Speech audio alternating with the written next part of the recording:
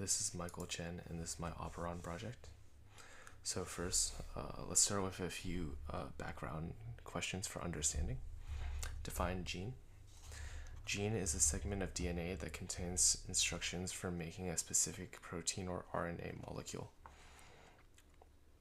What is the role of RNA polymerase in protein synthesis?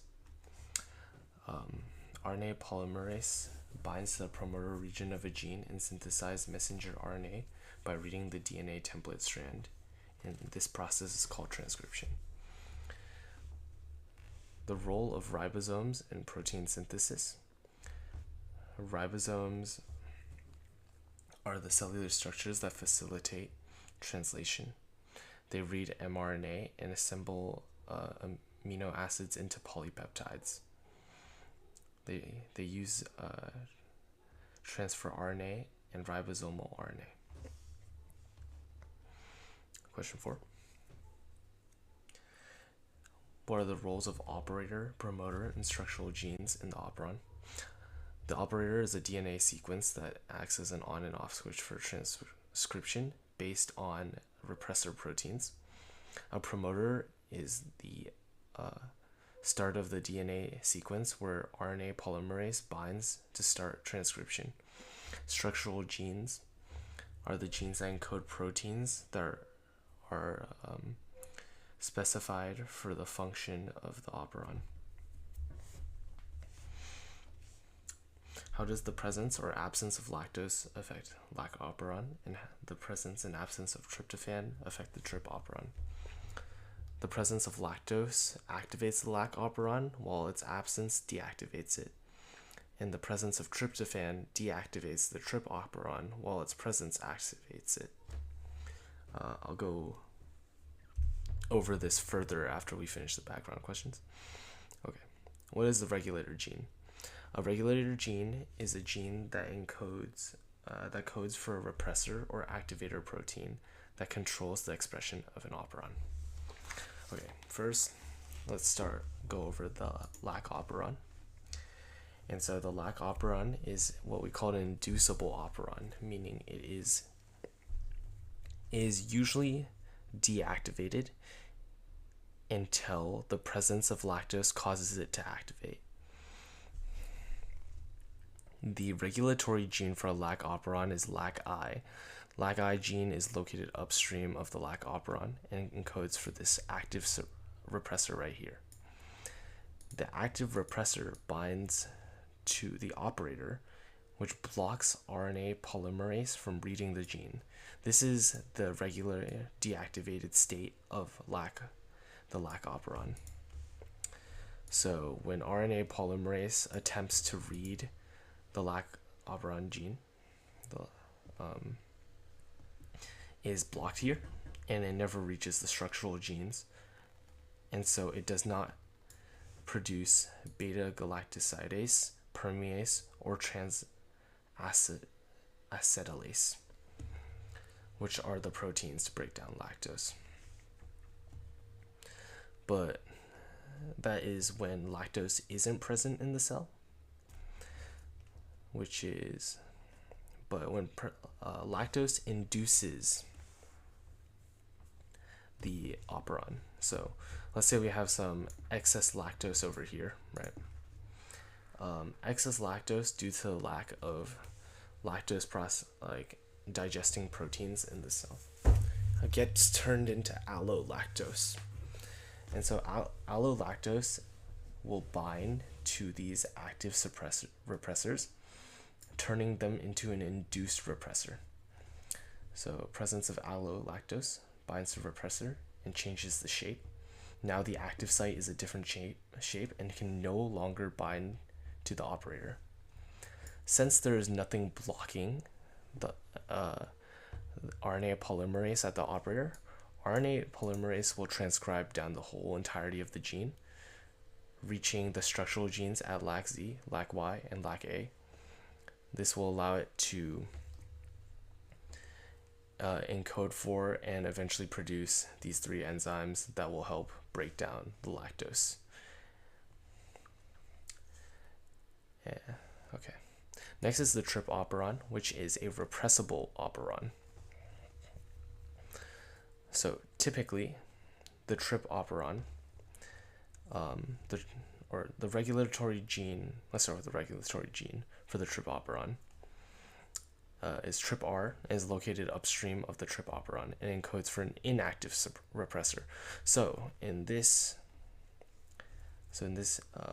inactive state, in this active state, which it starts with, we have an inactive repressor that typically cannot bind to the operator because it is misshapen.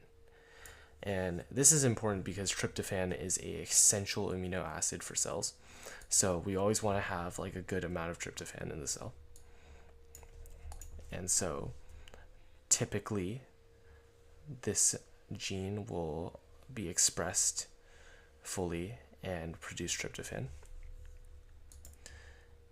which is why RNA polymerase will bind to the promoter, transcribe the whole gene. These 5 structural genes will be encoded, enzymes will be made to eventually synthesize tryptophan. But let's say the cell has enough tryptophan, like excess tryptophan. Tryptophan actually acts as its own co-repressor and binds to, let me detach this, binds to an inactive repressor, changing the shape into this active repressor right here.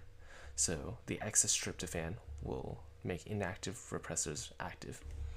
Now we bind this right here.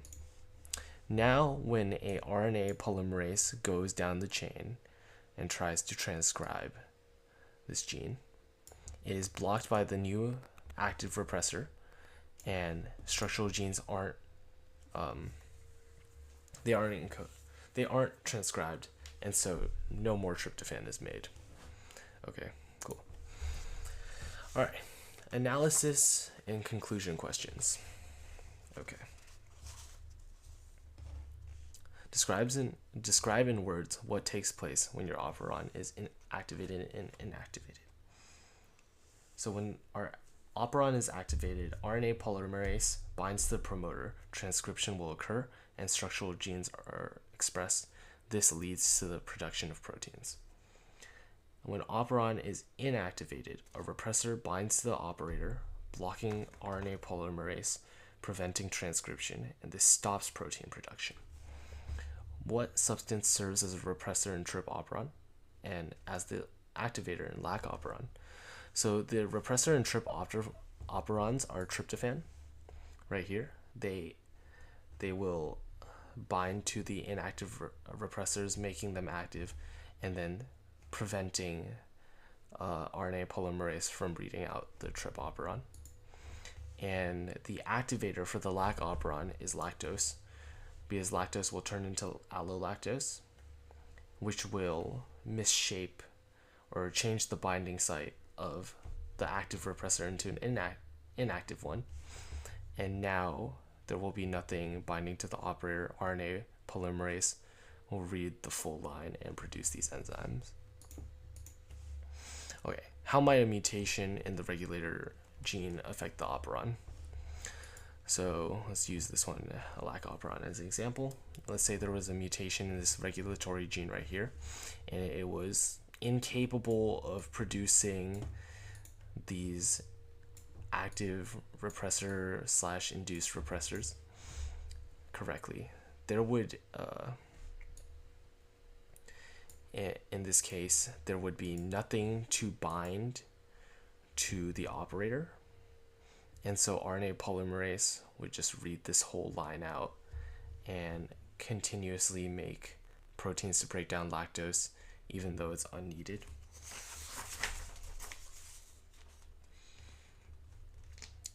Okay.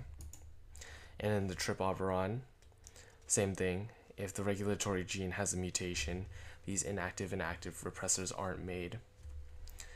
So in this case, when excess tryptophan is made, there's going to be nothing preventing more tryptophan from being made, because there will be no repressors to stop the transcription of these genes.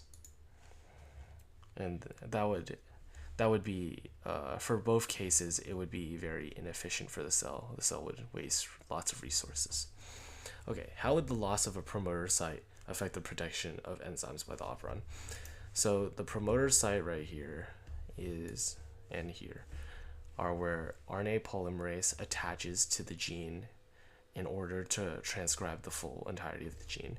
If the promoter site weren't there, then RNA polymerase would have nowhere to attach and would not be able to transcribe the rest of the gene, including these structural genes. No enzymes would be made in both cases. Okay, how is the function of an operon similar to feedback inhibition? Okay, so both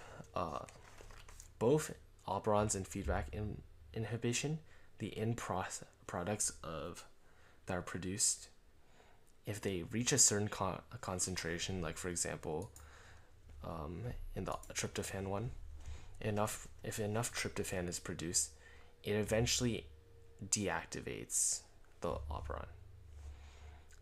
So when enough the product is produced, the entire process will halt and stop being produced, and nothing more will be produced. This is like a good way for cells to maintain homeostasis, to have the right amount of certain like amino acids like tryptophan, because tryptophan is essential and they always need it. And it also conserves resources by not overproducing it. Yeah. All right, that should cover all the questions, and also the trip and lack operon. Thank you for listening. Goodbye.